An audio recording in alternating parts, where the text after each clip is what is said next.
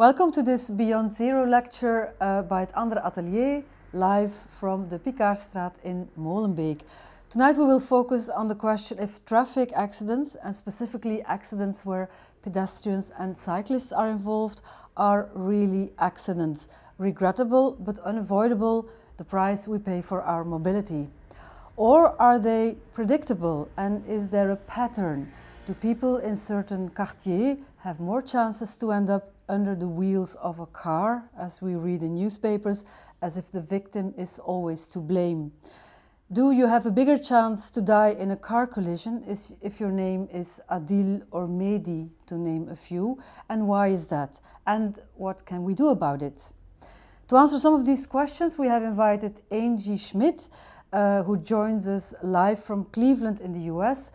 Angie is an expert in pedestrian safety with a background in planning and newspaper reporting, and she has written a book, Right of Way, Race, Class and the Silent Epidemic of Pedestrian Deaths in America. Angie, it's up to you. All right. Hi, everyone. Thanks for having me. It's nice to be with you guys virtually in Brussels. I'm going to be talking about my book, Right of Way. Here's a picture of the cover. And when I explain this to people, I say it's about what I call the pedestrian safety crisis in the United States. So in this presentation, I'm going to explain what I mean by that, why it's happening, and what we can do about it, and why we haven't done it already in the United States. So when I say pedestrian safety crisis, this is what I'm talking about. In the last 10 years, we've seen about a 50% increase in pedestrian deaths here. And this is very unusual, actually, in traffic safety. When this first began occurring in the early part of the last decade, a lot of even traffic safety experts were stumped or thought it was sort of an anomaly. But we now know that it's a sustained trend. And it's also very unusual for traffic deaths to increase like this. Since the 1970s, we've seen a pretty steady decline in the United States, although not as much as in Western Europe at all. So there seems to be this sort of new and unusual thing happening with pedestrian deaths and with bike deaths to a certain extent here. Okay, so just to give you guys a little bit of overview, I'm going to be talking about who is being killed first and then where they're being killed, because there's a strong spatial component to this problem. Then I'm going to switch gears a little bit and talk about cars, because vehicle trends play a big role in this problem also. And then finally, at the end, I'll talk a little bit about solutions. So I think there's a little bit, some of the media coverage of this issue in the United States is pretty bad, sort of contributes to the problem. And I think there's a little bit of a stereotype when we talk about who's getting killed. And the image that comes to mind is sort of like this guy on the left a lot of times. And he's a very wired millennial type, and he's crossing at a crosswalk. Maybe he's distracted by his phone in a major city like Washington, D.C. or New York City. But I think that's a little bit informed by sort of the privilege of the people that are often commenting on this in the media. For example, our media is very concentrated in New York and DC, and this might be the kind of thing they sort of see and observe anecdotally on their drive to work, some of those editors. But the reality of who's being killed is really much more like this guy over here on the right, who's just sort of running for his life. He may be a lower income person across a pretty wide suburban arterial. So this is a problem. It's a little bit like Corona, where you would think on the face of it that everyone would be impacted sort of equally. But it turns out a lot of the inequalities we have in our society, systemic racism included, really show up in the data on this. So Hispanic folks are at increased risk to be killed this way. Black folks almost twice as likely to be killed as white people, and Native people almost 5 times as likely to be killed, so at very high risk. I'm going to talk more later in the presentation about why that is. But people from other marginalized groups are also impacted by this disproportionately. Another group that I want to mention is older people. People who are 50 and above, your risk starts increasing when you're as young as 50. And by the time you're 75 or older, you're about twice as likely to be killed while walking. So a couple quick things about this. This is not a population we've done a very good job planning for in the United States, but it's also a very fast growing population. Our country is aging very quickly, and right now about almost 1 in 4 people are 65 and above. Over the next few decades, it's expected to grow to about 1 in 3. And as early as about a decade ago, experts at groups like the Centers for Disease Control here actually predicted that pedestrian deaths would increase as the population aged.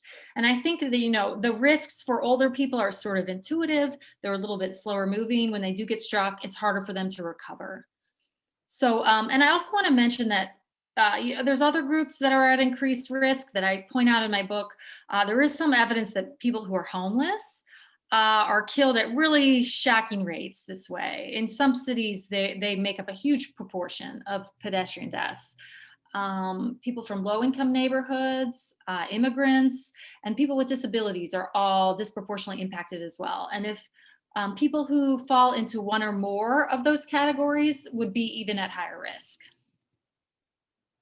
So that's a little bit about who is being killed. I also want to talk, there's a geographic component to this problem. So this is just a meta view of the entire United States. And even looking at the whole country, some pretty clear patterns start to emerge. So this graph is produced by a group called Transportation for America in DC, and it shows the most dangerous states for pedestrians down here in purple. And then the safest states are these shown in green, sort of clustered here in the Northeast and a little bit in the Midwest. So why do we have this big concentration in the Sun Belt region of the United States? Well, the reason for that seems to be that this portion of the country developed later in our history than the Northeast and the Midwest. So a lot of older cities like Boston or Cleveland, where I live, were pretty mature cities. They had most of their population in place prior to the 1930s and 40s, when cars became sort of the dominant mode of transportation. But that's really not the case for these cities in Texas that have seen enormous growth recently, like Houston and Dallas and Phoenix. So these cities in the Southeast are disproportionately the most dangerous cities for pedestrians, almost every city in Florida. And these are places that developed later in our history after the invention of air conditioning. And their built environments and their road environments were built in sort of the highway and suburban sprawl era. And so their built environment is very hostile to pedestrians. So again, we have a demographic. This gets a little bit into some of demographic trends we're having in the United States. These are our fastest growing regions in the United States. So one result of migration trends in the United States is that more people are living in more dangerous areas. And we also see that pattern at the metro scale, at the metro area scale. So I'm using Cleveland, where I live, Cleveland, Ohio, as an example, but these trends would apply to almost any metro area of the United States. And I think based on the discussions I've had with the organizers, are somewhat relevant to Brussels as well, and some European cities. But so this shows Cleveland back in 1990, and this is a map of racial segregation. So the green portions are concentrations of Black people where Black people live. We have some very high levels of segregation in Cleveland. And then orange areas show homogeneous white communities, so places where almost everyone is white. So if we look from 1990 ahead to 2010, we don't have the most recent data because our new census hasn't been completed, but you can see we're still very segregated, but we have much more diversity in our suburban areas around here. So that again is very common across the United States. We have this trend called the suburbanization of poverty. So suburbs are becoming not only more racially diverse, but also more economically diverse. And what that means is we have more people that are relying on the bus or walking potentially out in suburban areas that were sort of designed around cars and weren't really planned with pedestrian safety in mind. Like I mentioned earlier, this is a problem that affects people from Black and brown people disproportionately. So that is tied a little bit to infrastructure inequality and in some cases intentional discrimination against Black and brown neighborhoods. So this map shows that was produced by a local group, shows the most dangerous road segments in Cleveland. I just want to point out how closely they align with areas with neighborhoods of color, basically. Okay, so again, I was using Cleveland as an example there, but we see this pattern everywhere. And I'm going to shift and use another city as an example. This is Portland, which is in the United States considered one of the most bike-friendly, walk-friendly cities. And they produce this nice map there locally, the Bureau of Transportation, that shows all the traffic deaths that occurred in Portland in 2 years, in 2017 and 2018. And they use the names of the victims in this map to try and sort of humanize the issue for people, which I think is really nice. But as you can see, the deaths do not occur in a random pattern. There's a clear concentration over here on the right side of the map. So I want to talk about a little bit what's going on there. So in Portland, there's a real socioeconomic divide right here at East 82nd Street. And everything east of 82nd Street in Portland is called East Portland. And for the purposes of this presentation, I'm not going to go into a lot of detail, but the important thing to know is that East Portland is more diverse and lower income than the rest of the city. So back to that map. In Portland, about 50% of traffic deaths are happening in East Portland, even though only 25% of the population lives there. So people who live in East Portland are twice as likely to be killed in traffic. And it does get back to infrastructure inequality, like I mentioned. So they produce this map and it shows the 30 highest crash intersections in Portland. 28 out of 30 are in East Portland. And again, this is a national trend just to highlight about people in the United States, activists in the United States produce these maps for a bunch of different cities. And what it shows is the disparity sort of in who benefits from automobility the most and who suffers, the fallout from it the most. So here, this woman made one that shows DC, Washington, DC, and these are its wards. Political wards. So you can see that some of the more affluent wards, they have the most vehicles per household, basically. And then almost the inverse is who is being struck and hurt in these kind of crashes, pedestrian crashes. So again, there's a very visible inequality. Same sort of pattern for Philadelphia, right here, over here on the right. So this is a case study that I like to use to talk about how this infrastructure inequality and racism, sort of systemic racism within our transportation institutions could sort of play out. And I'm borrowing from the study that was done at the University of Minnesota by this gentleman here on the bottom with a team of researchers. And they were looking at what are the pedestrian safety issues in native lands in the United States and tribal lands and reservations. So they looked at a number of tribes in Minnesota. And here's an example of the kind of conditions they found around these tribal areas. So tribal areas in the United States might function a little bit like traditional villages where there's a good amount of walking, but they tend to be located in rural areas where there's almost nothing in the way of pedestrian infrastructure. So in this image that they took, this is some paths that tribal residents have worn in the ground between a service center, a tribal service center, and a food cellar. So you can see that they're having to cross this very high speed rural highway that has no infrastructure for pedestrians at all. No sidewalks, no walk signals, no traffic lights, no crosswalks. So they interviewed people who lived on the reservations and a lot of the tribal elders. And when they spoke to them, they said, they brought up pedestrian safety almost all the time. It was the top concern, the top transportation related concern for these folks. But when they interviewed the people at the state DOT, the transportation authorities, the government transportation authorities, they almost never brought up pedestrian safety. And even when they were pressed about pedestrian safety, they sort of defaulted to behavioral explanations that really sort of blamed the victim. So they brought up things like drunk walking. So there really seemed to be a big disconnect there. And I think there's a couple things going on. First of all, our transportation officials often, it's a very white profession, very male profession, not representative enough of the communities that they are working in and working for. And in addition, there isn't enough respect for local knowledge, especially in this case, maybe across cultures. Okay, so just to reiterate a little bit, we have a population in the United States that's aging. We also have a population that's increasingly in the southeast portion of the United States and living in suburban areas. So living in more dangerous environments for walking and having a little bit more vulnerability due to age. Okay, thirdly, we have this other trend where we're having a big shift in our vehicle mix in the United States. So like I warned you, I'm gonna talk a little bit about cars now.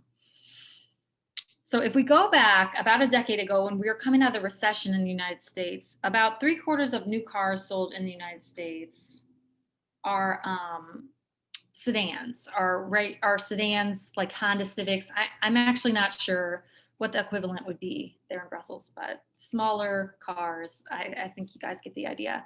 But there was this enormous shift over the last decade. And I think it took a while for traffic safety people to catch up with what was happening. These smaller cars have gone completely out of fashion. And during the last model year, about 3/4 of new cars sold in the United States were pickup trucks and SUVs. And actually pickup trucks recently surpassed sedans.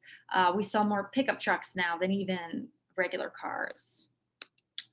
All this has been really profitable for automakers, but we've traded these kind of cars here on the right for this kind of car on the left. And as you can see, the newer kind of cars are just bigger and they have a higher front end, even though they really don't have a lot of additional cargo space. These two cars have basically identical seating capacity. This car here on the left might have a little more room in the trunk. So the front end of cars and the shape of cars affects pedestrian safety quite a bit, it turns out. And we've sort of known this going back almost 20 years. But we forgot. SUVs went a little out of style in the United States for a while. We had higher gas prices, and now they've sort of come roaring back. So this car here on the left, this Honda Civic, you can see I'm using myself for scale here. I'm about a 5'6" woman, which is a woman of average height, a little bit tall. So if I was hit by this car here on the left, you can see it would strike me in the legs, and then I would fall forward on the front of the car. But if I'm hit by this car, this is a Toyota 4Runner. This is considered a mid-sized SUV in the United States. It's huge. It would hit me in the chest and the abdomen, which is a much worse place to suffer a very forceful blow. And depending on your height, if you're a child, if you're a person in a wheelchair, even if you're a shorter person, it can present visibility issues, and also it can push you, the shape can push you down under the wheels where you get run over. So we have very strong data in the United States showing that this really has a bad safety impact. The Federal Highway Administration released a report in 2015 showing that pedestrians who are struck by an SUV instead of a sedan are 2.5 to 3 times more likely to be killed. And for children, it's even higher. They're about 4 times more likely to be killed. This is unique to the United States, I think, compared to Europe. But we also have this trend where we have these monster pickup trucks. Pickup trucks have just grown enormous, and they have, this is my son. At the time he was 4, you can see he barely clears the bumper of this car. So not only are these cars very heavy, they also have visibility issues. You can see there's an enormous blind spot in the front of a vehicle like this. And they also have large rear blind zones, which is actually a bigger problem. Although some of our federal regulations have changed and will hopefully help. But there's groups that have done experiments where they've placed as many as like 35 children can sit in front of a car like this and be totally invisible to the driver. So that's a really negative trend. And our vehicle regulators in the United States, as a federal agency, have been hesitant to crack down on this because it's been very profitable for automakers, and American automakers are especially invested in trucks and SUVs compared to some of the foreign automakers that have to compete in Europe and Asia and other places where they have higher gas prices, et cetera. So I just want to mention briefly commercial vehicles as well, because commercial vehicles are disproportionate killers of bicyclists and pedestrians in cities. And this image shows the typical blind zones around us, like sort of a regular commercial vehicle. I don't know, you may use different style there in Europe. I'm not 100% sure, but you can see there's enormous blind zones around a commercial truck like this. And there's different images that show, for example, if there was a bike lane here, you know, as many as 10 or 15 people can be standing in a bike lane, waiting at a light, and be entirely invisible to the driver. So one thing I want to point out about this is all of these blind zones could be eliminated with a little bit of equipment, some additional mirrors and cameras. But at least in the United States, we haven't required it. I know that in London, in Europe, of course, is cracking down on this and is going to, they have a system now where they rate trucks, commercial trucks, based on visibility, and they are phasing out the trucks with the worst visibility out of central London. So I think that's sort of a model, especially for major cities like New York in the United States. We're not there yet. We're far behind that. Okay, so I know all that is really a bummer. And just to reiterate, I'm going to start talking about some solutions, but just to reiterate again, so we have a population that's aging, a little more vulnerable, living in more dangerous places. And in addition, so they're on these more dangerous roads. In addition, our vehicle mix has gotten more dangerous. Cars are bigger. And when pedestrians get hit by them, they're more likely to die. So all of that is bad news for pedestrians. But there are a handful of places in the United States that are trying to take this on with mixed success. So I'm going to point out I'm going to talk next about some strategies we can use to address this. So New York City has this road, Queens Boulevard. It was called the Boulevard of Death locally. 186 people were killed on this road between 1996 and 2014. So they're having as many as a dozen deaths a year or more on this road. And this kind of road in planning, we call a suburban arterial road, very typical of the kind of road that's most dangerous. This, by the way, is not that unusual. In a lot of cities, one road or two or three roads or a small handful of roads accounts for a wildly disproportionate share of deaths. And this is often what they look like. You know, Queens Boulevard runs through very highly populated neighborhoods, but it's very high speed, a lot of lanes, et cetera. It didn't have a lot of supportive infrastructure for the people that lived around it and walk. But in 2014, they put together $4 million, and that's not very much money. And they did this fix. We call this a road diet. So they converted this one lane into a bike lane, and this is a painted on sidewalk, very cheap materials. They use bollards, but it was very effective. They went from having as many as a dozen deaths a year to as little as 0, or sometimes there's been a couple years since then that they have had 1 or 2, but they're just sort of night and day difference on this road with this minor investment. So another thing they're doing in New York that I wanted to highlight is something called a pedestrian leading interval. And what they're doing is they're just retiming the traffic signals. So when the light changes, pedestrians get a few seconds head start, where they get the walk signal before the cars get the light to turn. And that means that they get to be out a little bit in the center of the intersection. When cars start making those turns, the left turns especially can be really dangerous for pedestrians. So they're also using this tool they call a hardened center line. And that's just these bollards right here in the center that those slow turning cars down and force them to make a sharper, slower left turn. So this is a very inexpensive solution. It only costs them about $1,200 per intersection to do. And they've done it at thousands of intersections across New York. And it's been shown to reduce pedestrian crashes as much as 40 to 45%. So very effective sort of solution there. So I also want to talk a little bit about streetlights because street lighting is a big factor. At least here, about 3 in 4 pedestrian deaths occur at night. And I think this has been a little overlooked, street lighting in urban planning, just because I think, again, it goes back a little bit to privilege. And a lot of us that are more privileged can just sort of take for granted that the streetlights in our neighborhoods will work, but that's not the case for everyone. And this example I use, this is the city of Detroit. Up here, you can see compared to where I live, Cleveland down here, Detroit looks a little bluer at night. This photo was shot in space. So that's actually a big success story. Detroit's a very low income city. They had a municipal bankruptcy in the last decade. And they did a big survey around this time period, 2012, 2011, and they found out that about 40% of their streetlights were broken, not functioning, not working for whatever reason. So but they decided to do something about it. And you can see they issued $185 million in bonds, and they got all their streetlights working, and they converted them to LED. So they did this between 2014 and 2016 over a 3-year period. And I just wanted to point out what you notice what happens to pedestrian deaths almost immediately before the project's even complete.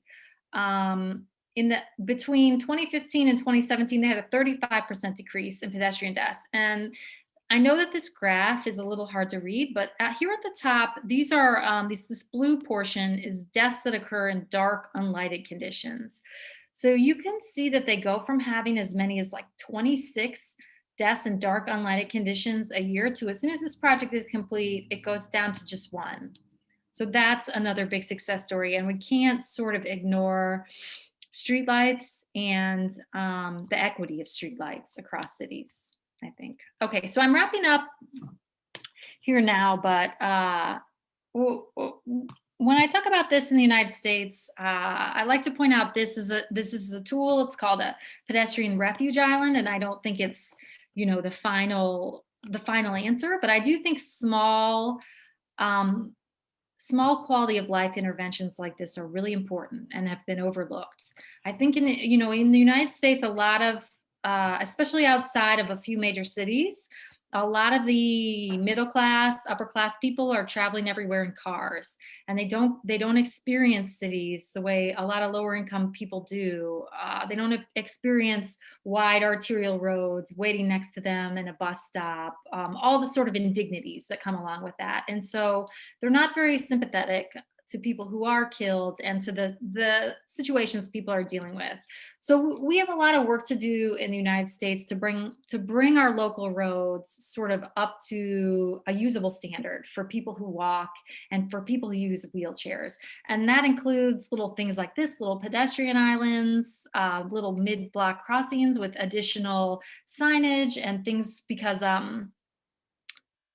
drivers are not good about yielding at crosswalks without some of this additional stuff. But we also need things like, again, basic quality of life infrastructure like continuous sidewalks, curb ramps, bus shelters, and that kind of thing. But one thing I want to say about this, just to wrap up, is that really we don't really lack design solutions. People always want me to, to point to a couple of design solutions, but really what we've lacked is we've lacked sort of an understanding of this problem as systemic as opposed to individual behavior.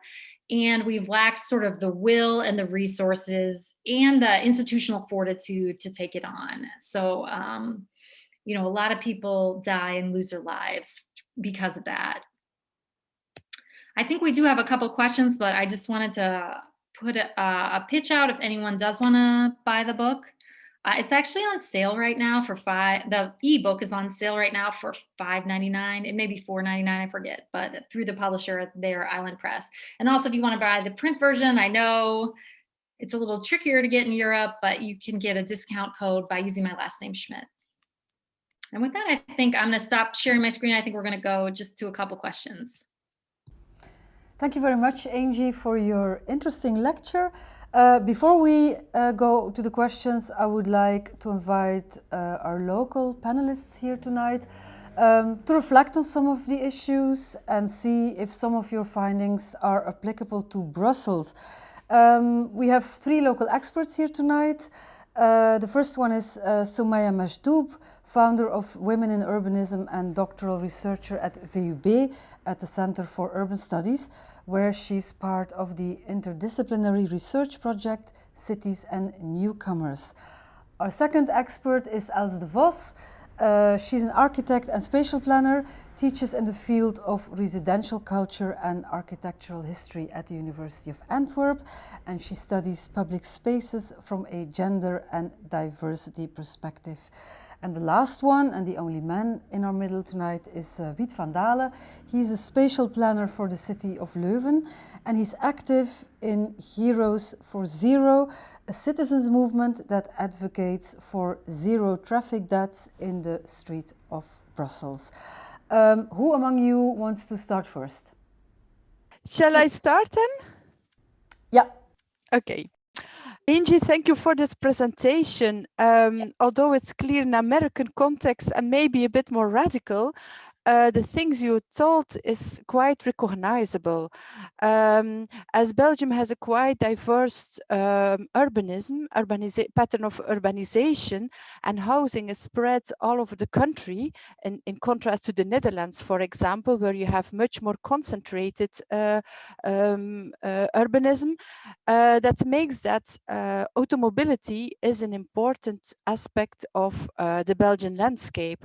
And as people live so diverse, so well spread over the country, they need cars to go to work, to bring the children to school, and so on. So we have a quite high car mobility, and the power relations that you showed us on the south and the north, for sure it's on micro level. It's also the case in the Belgian context, and I can refer to the book of Louis Albrechts and Guy Baten, who describe how the ones who are living near the busy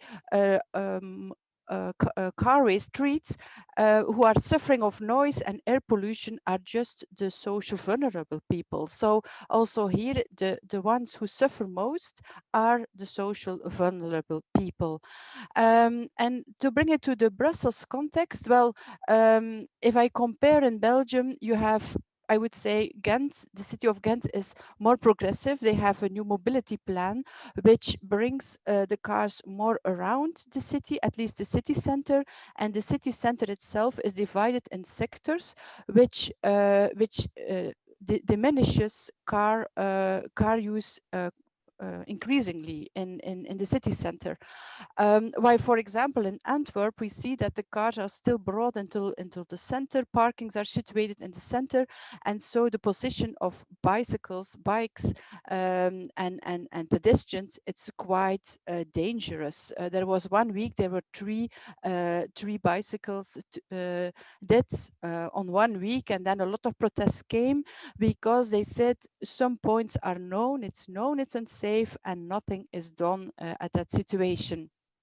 And for Brussels, there are some pilot projects in the upgraded areas, like in the Wetstraat, Rue de la Loi, there is a bicycle lane, but of course that's in the center for tourists and so very visible. Why in other areas it's not so well cared for, actually. And I think Soumaya knows much more on the situation on the ground in Brussels. That's true. Thank you, Els, and thank you, Angie, for your presentation. Just like Els said, a comparison is possible, but I don't think at this stage we can truly compare the two situations because, for instance, Brussels, to highlight the best practices, Brussels has won last year the 2020 edition of the European Commission's Sustainable Urban Mobility Planning Award. And what's funny is that this reward came a week before COVID-19 broke out in Belgium, and that plan is called Good Move. The ambitions are quite concrete and clear. We strive to reduce car use by 24% by 2030. We want to increase the use of bicycles fourfold. We want to return public space to the inhabitants and create 50 quiet districts all over the region without any transit traffic. So in theory, on paper, it looks good, it sounds good, but the thing is that the jury had one specific point where they said we truly appreciate the high level of citizens' participation, and that's where I want to jump in the comparison with the US, because my question would be who participated and what about the inclusiveness of the participatory trajects when trying to come up with solutions for issues related to public spaces?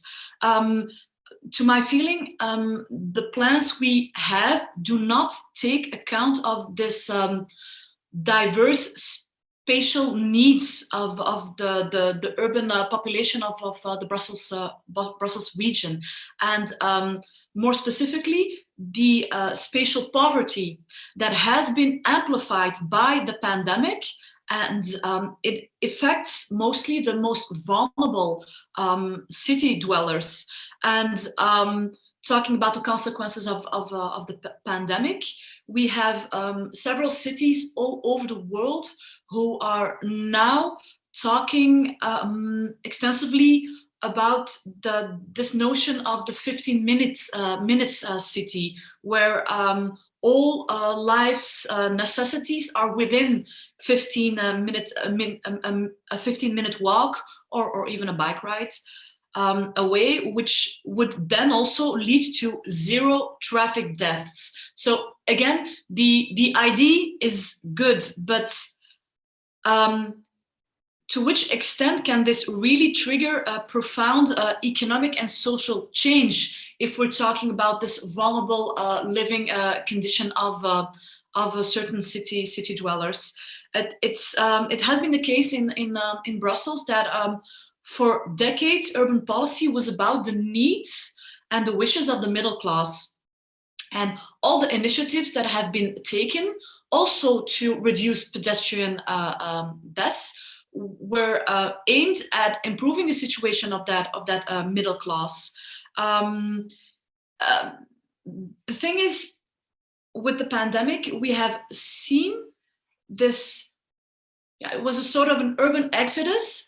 The middle class leaving the Brussels region because of this need of more green space, because of this need of something more than a small balcony or a terrace, and immediately we saw that the situation of those who do not have the needs, the means to move, their situation was getting worse because they felt trapped. So we have now a trapped community versus an urban exodus, and that exodus is also to be found in the real estate numbers, because months after the first lockdown, we saw a rise of more than 30% of sales outside Brussels in the peripheric region and on the coast, of exactly those people who decades ago came to Brussels but to gentrify the region. So the gentrifiers are leaving, and those who remain cannot switch houses because other studies have shown us that the discrimination rate in the Brussels region has more than doubled. So it's a double trap for the most vulnerable city dwellers.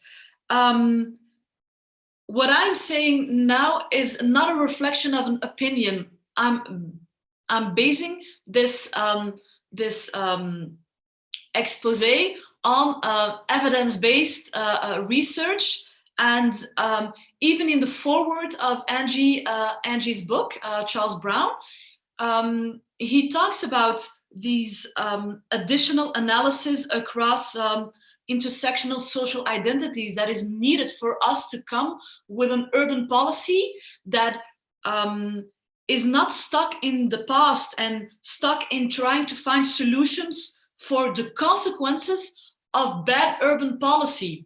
So my additional comment to Angie's presentation is we must look beyond pedestrian safety and beyond those small interventions and come with a sort of a master plan where access to housing is the first step and the quality of housing, because else you were talking about 3 people who died in the last couple of weeks. Week, yes. In 1 week? In 1 week in Antwerp a year ago or so, before COVID for sure. And there was a lot of commotion on it. There was a student of urbanism or something also there. And there were even subsidies that were not used to make the entrance roads into the city by the Flemish government. And they were not used. And so the lanes, the bicycle lanes were not laid out at that moment, which was, of course, and all the 3 deaths in 1 week, it was a moment that there came a lot of reaction on that fact. Thank you, Sumaya and Els, for your interesting comments and reflection on Angie's lecture.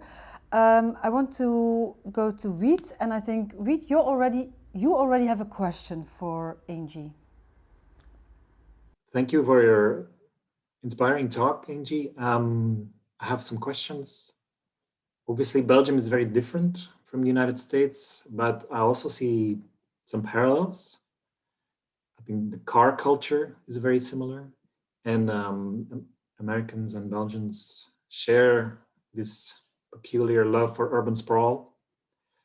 Your maps of Denver show geographic patterns of road victims in poor neighborhoods and among people of color.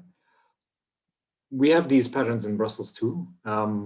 However, good data is really hard to come by on this topic, and a little research, to our knowledge, is available. We've done some research ourselves, and it suggests that this kind of recurring collisions in Brussels are very much concentrated in poor areas with lots of inhabitants with a migration background. Yet in these neighborhoods, the local governments seem very reluctant to take measures to bring Vision Zero closer. So based on your research and your experience, can you help explain this? Yeah, it's similar in the United States, I would say. There's one problem is that the way resources are distributed is unequal, is discriminatory.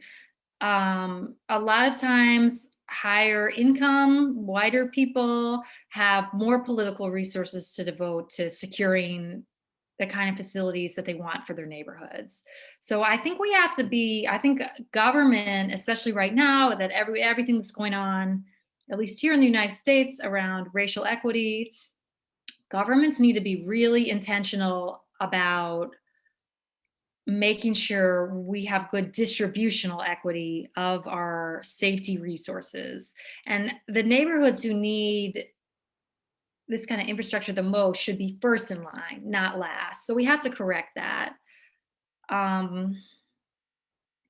But also we have to, white planners and advocates have to be careful about trying to sort of enact our own agenda on neighborhoods that maybe we don't understand, as well as the local residents. So it really has to be sort of a back and forth and listening and enacting solutions that really work on the hyper-local scale, because the problems really are different with this everywhere. In some places it might be streetlights, in some places it might be curb ramps, and really the local residents are the experts. I'd like to interact on that and refer to a project that is done by Mobiela VZ2. It was together with Amazon and the city of Ghent and the OCMW and several partners. And they were looking for the mobility, they called it mobility poverty, among the inhabitants of Nieuw-Gent. Nieuw-Gent, it's a social housing estate in the south of Ghent, a bit isolated from the city center, and they are reorganizing that site. And they expected that people would massively say, we want bikes and we want to learn to drive and so. And indeed, they wanted bikes and bike lessons, but what was as important was public transport and cars or taxis, even taxi shicks, because with the children doing shopping, the daily groceries and so on, they need more. Bike is sometimes hard to transport everything or all the children and so on. So car use was as important, and they were as concerned about the existing parking space that in the future would become payable, not for free anymore. And so the aspect of gentrification was there very strong, the importance of public transport.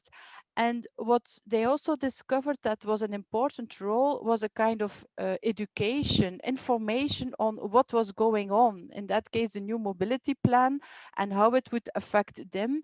So they need a part to be informed before they can start and form their opinion. So that is also important. And to reach them, as they are quite busy, they are often just busy with surviving and having their children fed to school, doing their job and so on. So they went really to the people themselves and organized a big breakfast, and they did talks during that breakfast. And that, of course, their food brings together. They get something back. They have a breakfast, and in the meantime, they can reflect and talk about their opinion. And so I think these kind of creative ways to participate them. And another project I can refer to is the project on the ring road around Antwerp, where well, it's a project of my colleague Marleen Goethals, who with a New York company, they made a puzzle, and on the puzzle was the area that they lived, the inhabitants, and the question was which part should be bridged and which part could be open. And so the people started in puzzling and laying the stones where the bridges should come. And that brought immediately a whole discussions like, okay, on that bridge, then we can reach that shop and so on. And so it are creative ways that makes maybe complex files more understandable, and that goes to the people themselves, and not expect them to be 8 o'clock in the evening in a certain room. Then you often see the white male man sitting there. So I think it's a challenge to be creative and go to those people. Another platform where language classes that are organized, and the teachers were happy because they could talk on other subjects than just hello, who are you, and where is the shop and so on. And they could bring quite complicated issues in that language class. And so it was again a place to have interesting discussions with people that you otherwise cannot reach. Because my experience is that it is quite hard to reach people. I have students who did a thesis on participation in a neighborhood. She talked with a lot of women, she invited them, and in the end 2 women came, and she was so disappointed as she invested so much time in these people, and even then it was not successful, the project. So you need to find ways, creative ways to find them. Is it offering a breakfast, for example, or bringing a puzzle and creating something? But yeah, I think there is a challenge to do so. For me, the main conclusion for the region of Brussels needs to be that pedestrian safety is more than a discussion of a coalition between those who use on a daily basis their bicycles and the pedestrians themselves. So it's more than a debate on coalition building. Pedestrian safety is an issue of priorities and how we prioritize the needs of city dwellers in designing future equal public spaces, because pedestrian safety cannot go without a debate on social justice, on those who get stopped on the road by the police. It cannot go without a discussion of the importance of housing and the quality of housing, and it cannot go without a thorough analysis and additional analysis of several additional intersectional social identities. If we want to come up with just solutions, then we need to take into account the social needs of all the urban inhabitants. Thank you, Els and Sumaya. We go to Wiet for one last question. We call for Vision Zero, and obviously the police is an important ally to achieve this goal. We want the police to take dangerous drivers off of the road.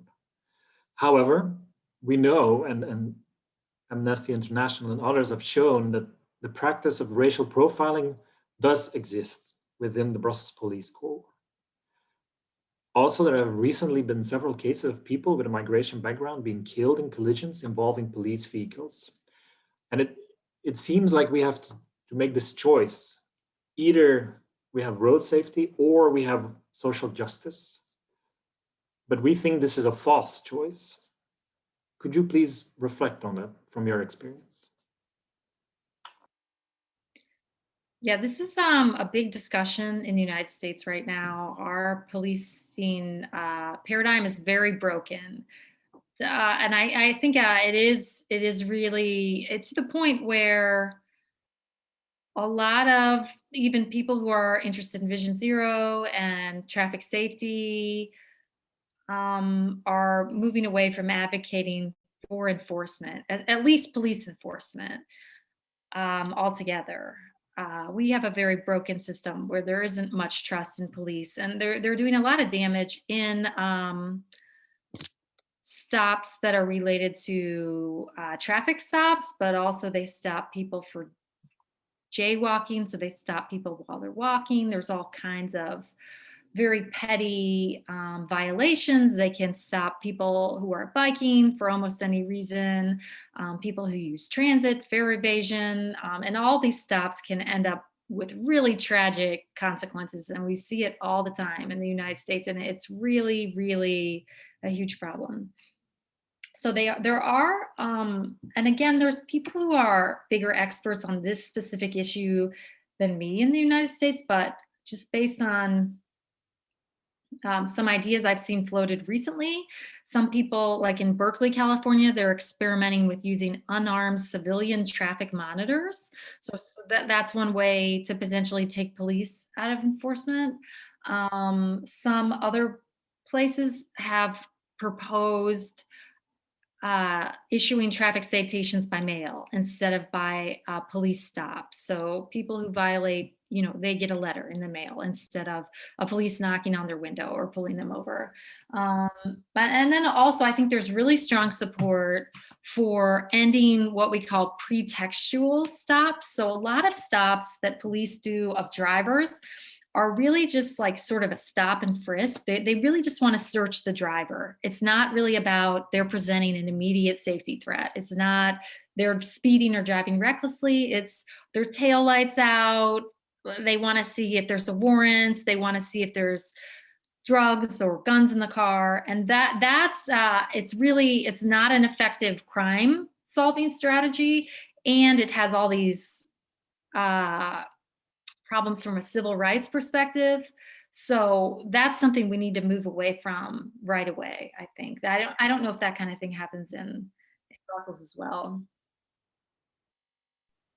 With Heroes for Zero, we've been formulating our position on this issue of equity, and because we've noticed that it seems in Brussels, people with a migration background are more exposed than others to lack of road safety because of the places where they live.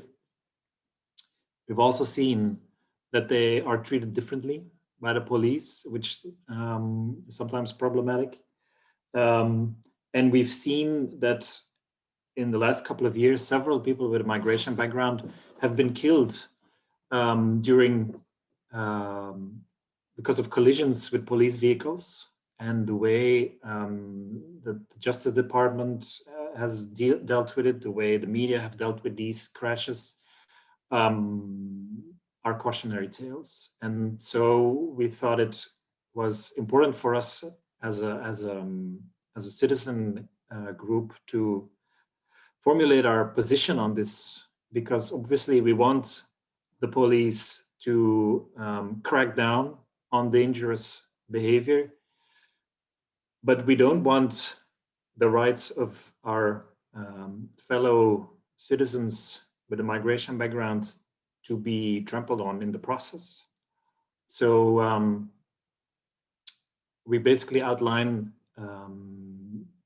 some demands for changes in practices. We want police officers who practice racial profiling to be held accountable,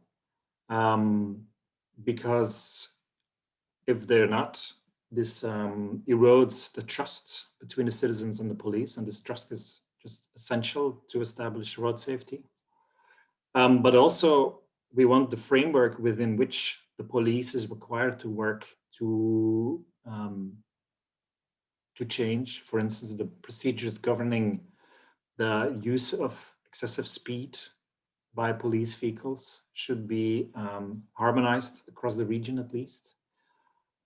And in our position paper on equity, we have formulated several of these kind of demands that we hope will solve this issue. Thank you very much, Wiet, Els, and Soumaya. I think now we have time for some questions from the audience. I have to put on my glasses for that. Okay, first question is, interesting, Angie, to hear about the disconnect of administrators with the reality on the street. But what about the political response in American cities? It's a very difficult problem here politically, because we are so heavily dependent on driving in the United States. Nationally, we're almost, I believe, almost 90% of commuters drive to work alone in the United States.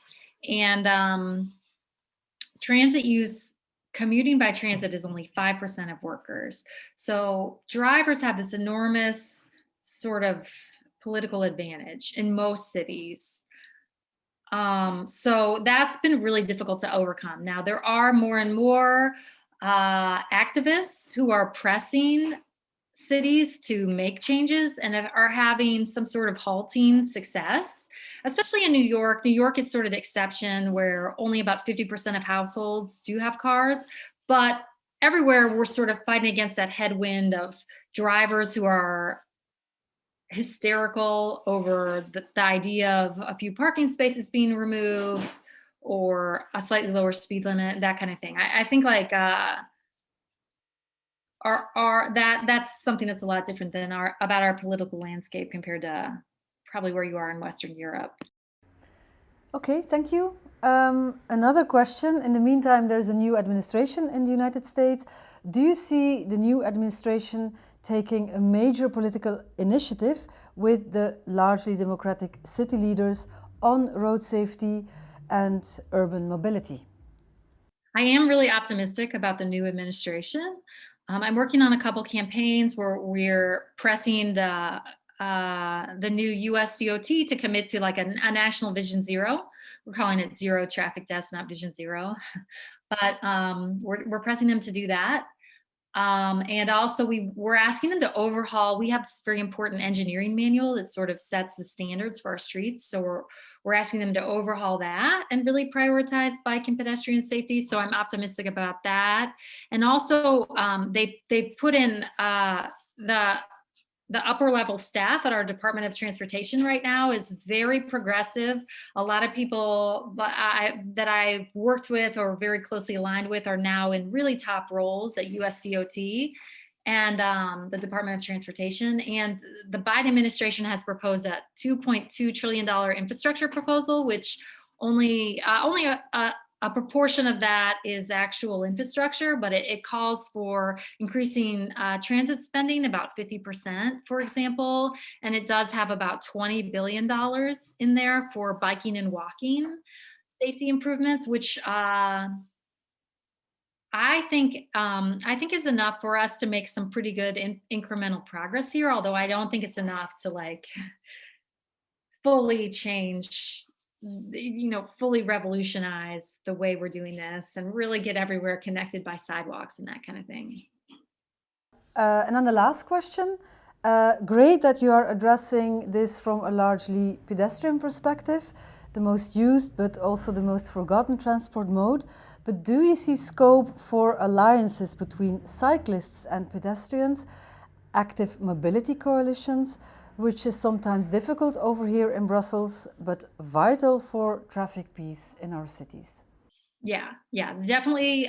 Pedestrians and cyclists often work together, although I think cycling advocacy has really overshadowed some pedestrian needs and some of this issue in the past. That's why I was trying to sort of address that with this book, because about 10 times as many pedestrians are killed in the United States as cyclists every year. But cyclists tend to be sort of dominating the advocacy scene a little bit. And I think what pedestrians need is a little bit different, but absolutely, like, I do think, like I mentioned earlier, the US is such a car-centric environment. All of us transit riders, bicyclists, pedestrians, we're such a minority. And we're so overpowered by the auto industry and everything. It really, yes, all of us need to band together to address that. Okay, that was it. Thanks to our panelists, thanks to the audience at home. I hope you enjoyed tonight, and also hope you'll join us on one of the next lectures in the coming weeks.